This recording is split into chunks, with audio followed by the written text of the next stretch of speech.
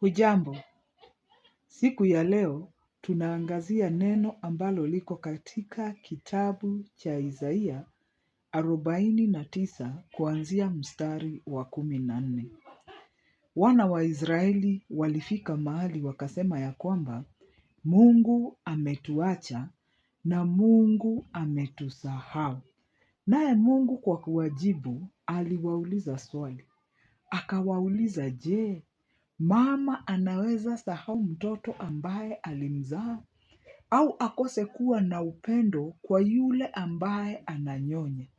Akasema hata mama anaweza sahau mtoto wake. Lakini mimi Mungu wenu siwezi wasahau.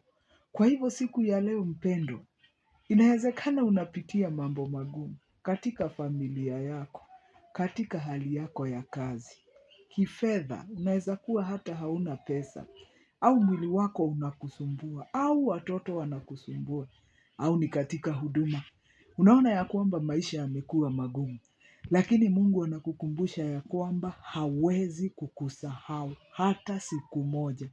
Akaendelea akawaambia ya kwamba, tazama nimewaandika kwenye viganja vya mikono yangu. Kwa hivyo kila wakati Mungu anapoangalia viganja vya mikono yake, anakuona wewe. Anaona yale maombi ambayo umeomba. Anaona zile shida ambazo unapitia.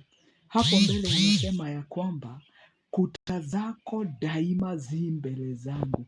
Unajua ya kwamba huu wakati ambapo hili neno liliandikwa, wana wa Israeli walikuwa wamebebwa mateka na Nebukadneza na nchi yao ilikuwa imebomolewa vibaya. Kwa hivyo Mungu alikuwa anaona ya kwamba kuta zao zimebomolewa na alikuja kumtuma Nehemia ili ajenge hizi kuta tena.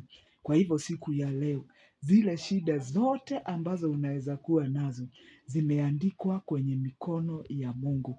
Anaziona na ako na mpango wa kuzishughulikia.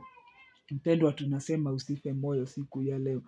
Inaweza onekana kwa watu au hata kwako ya kwamba Mungu hakujali, lakini siku ya leo furahia kwa kujua ya kwamba anakujali sana, anakupenda sana, anakuelewa sana, na ameweka mikakati ya kukutoa katika shida ambayo unapitia na kukupeleka mahali pa pumziko.